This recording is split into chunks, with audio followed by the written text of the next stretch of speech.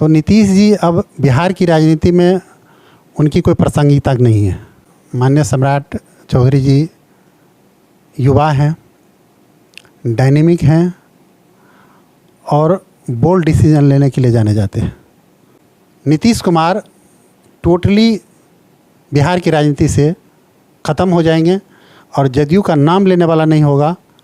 नमस्कार, मैं हूं अंजन कुमार आकाश और आप देख रहे हैं पब्लिक 24 न्यूज़ बिहार।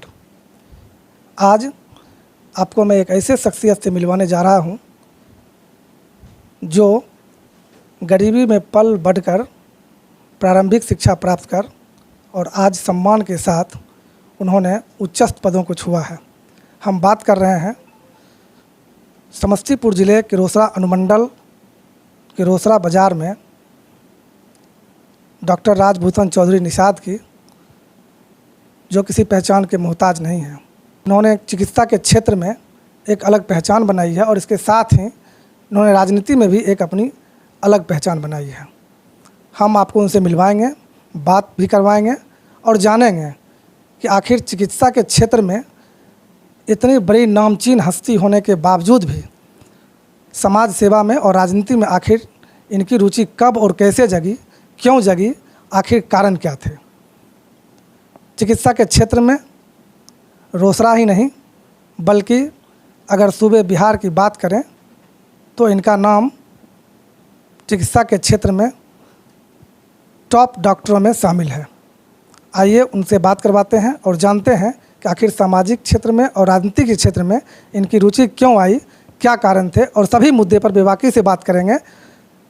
उन्होंने राजनीति की शुरुआत विकासशील इंसान पार्टी से की, फिर बीच के दिनों में मुजफ्फरपुर लोकसभा का चुनाव लड़ा, 2 लाख से अधिक मत इन्हें प्राप्त हुए और बाद के दिनों में राजनीति के क्षेत्र में कदम आगे बढ़ाते हुए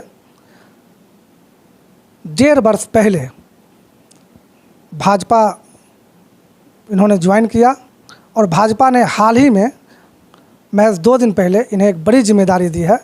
पार्टी ने इन्हें प्रदेश उपाध्यक्ष बनाया है। इन तमाम मुद्दों पर इनसे बात करेंगे और जानेंगे कि आखिर राजनीति के क्षेत्र में कम समय में इतनी बड़ी उपलब्धि प्राप्त करना और फिर आगे की रणनीति क्या है। इन तमाम मुद्दों पर बात करेंगे। तो आपको सीधे मिलवाते हैं डॉक्टर राजभूषण चौधरी निषाद जी से, जो कि भाजपा के नव मनोनीत प्रदेश उपाध्यक्ष बने हैं।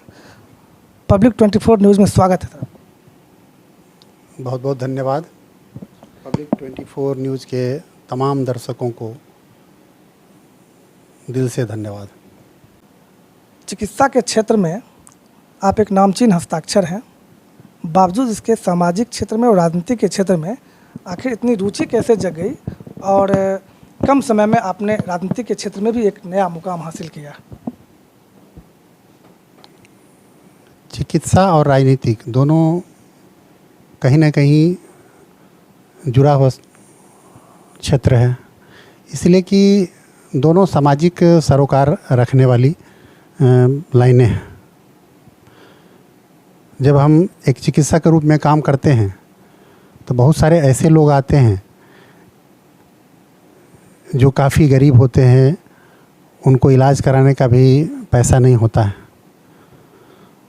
तो एक सामाजिक कार्यकर्ता के तौर पर हम उनको मदद करते हैं और फिर मन में एक भाव आता है कि अगर हम राजनीति के क्षेत्र में जाते हैं तो इन सारी चीज़ों को बड़े पैमाने पर हम कर करके लोगों को मदद ज़्यादा कर सकते हैं।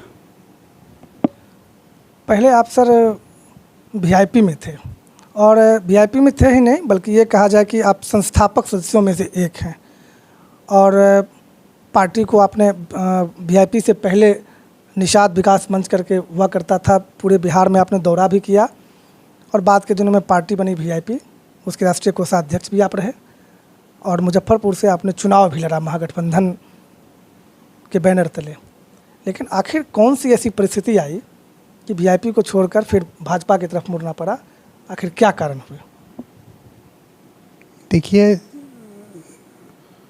हम लोगों ने जो समाज के जितने इंटेलेक्चुअल्स थे, सारे लोग जो राजनीति करने वाले लोग थे, सारे लोग एक प्लेटफॉर्म पर आकर के हम लोगों ने विकासशील इंसान पार्टी बनाया था।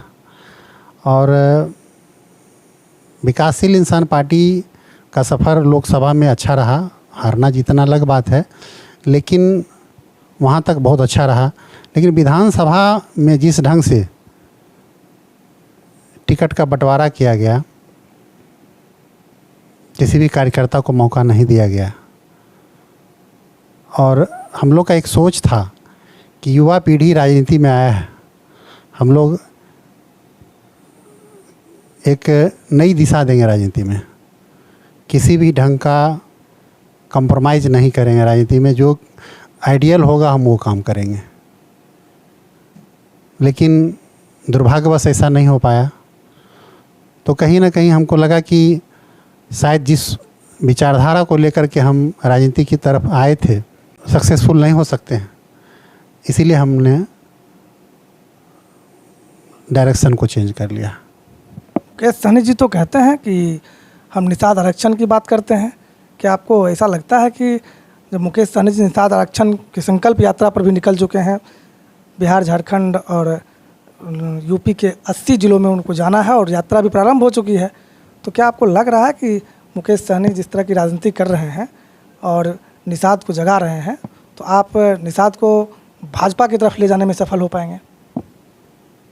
निश्चित तौर पर निषाद का जो मास वोट है वह पहले से भी भाजपा समर्थित रहा है, क्योंकि ये समाज जो है, निषाद समाज जो है, इनका जो थिंक टैंक है, इनका मानना है कि हमारे निषाद राज केवट ने भगवान राम को नदी पार कराया था और हम उनके वंशज हैं। तो जो राम को लाएंगे, जो राम का सम्मान करेंगे, हम उनके साथ रहेंगे। और ये सदा से रहता है, निषाद समाज राम के मानने वाले, सनातन को मानने वाले लोगों के साथ हमेशा रहा है।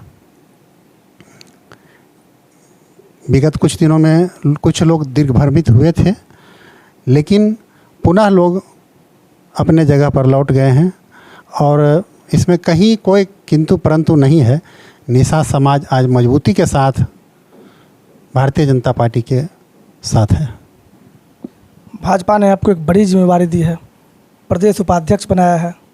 मुझे लगता है कि पिछले 1.5 साल पहले आप भाजपा में ज्वाइन किए थे और भाजपा के प्रदेश अध्यक्ष सम्राट चौधरी जी ने अपनी टीम में जंबो जेट कमेटी बनाई है। तो क्या लगता है कि जिस टीम में आपको शामिल किया गया है, बिहार में आगामी 2024 में लोकसभा का चुनाव भी होना है, तो लोकसभा के चुनाव में कितना बेहतर प्रदर्शन कर पाएगी बिहार में? सामने में इंडिया गठबंधन है, तो इंडिया से कितना मुकाबला कर पाएगी? चूँकि अब गठबंधन का स्वरूप बदल गया है। पहले नीतीश कुमार भाजपा के साथ थे, आज नीतीश कुमार महागठबंधन के साथ चले गए हैं। तो ऐसी परिस्थिति में लग रहा है कि उसका मुकाबला कर पाएंगे, चुनौती दे पाएंगे नरेंद्र मोदी को? देखिए, जहाँ तक लोकसभा चुनाव का सवाल है, तो लोकसभा चुनाव में कहीं से कोई घमंडिया टीम का कहीं कोई नाम लेने वाला नहीं है। इनका जो पुराना नाम था, यूपीए को बदल कर करके इन्होंने जो घमंडिया रखा है, सिर्फ इसलिए कि यूपीए को लोग नकार दिए, काफ़ी लोग आलोचना करने लगे, तो इन्होंने सोचा कि नाम बदल देने से शायद लोग उस बात को भूल जाएंगे। लेकिन लोग इतने समझदार हैं, आज का जो वोटर्स हैं वो इतने समझदार हैं कि कभी इस बहकावे में नहीं आएंगे और इस घमंडिया को के घमंड को तोड़ देंगे।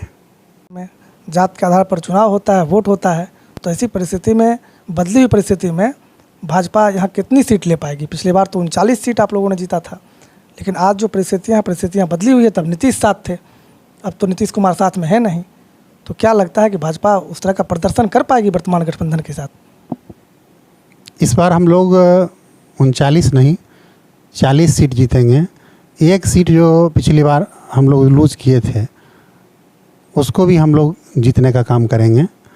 और बची बात नीतीश जी की, तो नीतीश जी अब बिहार की राजनीति में उनकी कोई प्रासंगिकता नहीं है, इसलिए कि इतने दिनों बिहार में शासन करने के बाद आज बिहार का क्या स्थिति है। आप जबकि बिहार में लगभग बारिश नगण्य स्थिति में है, बहुत अच्छी बारिश नहीं हुई है, लेकिन अब बिहार के जितने भी शहर हैं आप उसकी स्थिति देखिए तो वाटर लॉगिंग का जो समस्या है, लोग त्रस्त हैं। तो कहीं ना कहीं नीतीश जी का जो सोच है डेवलपमेंट को लेकर के एकदम फेल्योर है, और लोग समझ चुके हैं कि ये सिर्फ पलटी मार कर करके किसी तरह कुर्सी कुमार बने रहना जानते हैं, और इनकी नीति को समझ चुके हैं लोग, और अब इनके झांसे में नहीं आने वाले हैं। इसलिए नीतीश कुमार टोटली बिहार की राजनीति से ख़त्म हो जाएंगे और जदयू का नाम लेने वाला नहीं होगा। एक समय आएगा। बिहार में सम्राट चौधरी प्रदेश अध्यक्ष बने हैं, तो बिहार में जब सम्राट चौधरी प्रदेश अध्यक्ष बने हैं तो यह फैक्टर भाजपा के लिए कितना काम करेगा? देखिए, माननीय सम्राट चौधरी जी युवा हैं, डायनेमिक हैं और बोल्ड डिसीजन लेने के लिए जाने जाते हैं। पार्टी ने उनके ऊपर जो विश्वास जताया है, अपना कैप्टन बनाया है, प्रदेश अध्यक्ष बनाया है, वो समाज के हर वर्ग को साथ लेकर के चलने के लिए एकदम प्रयास करते हैं। और जैसा कि अभी उन्होंने जो प्रदेश कमेटी का गठन किया है, इसमें साफ संकेत दे दिया है कि हर समाज के लोगों को उनके नज़र में प्राथमिकता है और समाज के हर वर्ग को सम्मान देते हैं, और इसलिए पूरे बिहार का कोई भी कास्ट हो, हर कोई उनको अपना नेता मानता है। जब से यह पता चला है, हाल ही में आपको प्रदेश उपाध्यक्ष बनाया गया है, भारी संख्या में पार्टी के कार्यकर्ता नेता आपके पास आ रहे हैं, आपको सम्मानित कर रहे हैं, आपसे उम्मीद लगाए बैठे हैं, तो कार्यकर्ताओं के लिए, पार्टी के कार्यकर्ताओं के लिए आप क्या संदेश देना चाहेंगे और क्या कहना चाहेंगे? देखिए, सबसे पहले तो जो कार्यकर्ता आ रहे हैं मेरे पास बधाई देने के लिए, मैं उनको दिल से धन्यवाद देता हूं, और मैं उनसे ये कहना चाहूँगा कि ये समय है मेहनत करने का। हम सब मिल करके माननीय नरेंद्र भाई मोदी जी के हाथ को मजबूत करें। जैसा कि हम सब ने देखा है कि भारत का जो विश्व के स्तर पर जो डेवलपमेंट दिखा है, चाहे वो कोविड के समय हो या अभी आपने देखा चंद्रयान 3 के माध्यम से हो, या विश्व में कहीं भी भूकंप हो, किसी भी ढंग की त्रासदी हो, एक समय भारत का जो स्थिति था वह याचक के रूप में था। पहले लोग दूसरे कंट्री से नज़र उम्मीद लगा करके बैठते थे। आज हम इस स्थिति में हैं कि हम लोगों को मदद करते हैं। हर क्षेत्र में भारत का इनके नेतृत्व में विकास हुआ है। ये विकास जनता पूरी तरह से समझती है कि मेरा अगर कोई नेतृत्व करता है, मेरा अगर कोई लीडर है, तो भाई माननीय नरेंद्र भाई मोदी जी हैं, और इनके नेतृत्व में हम लोग 24 में पुनः अपार बहुमत के साथ जीत करके आएंगे।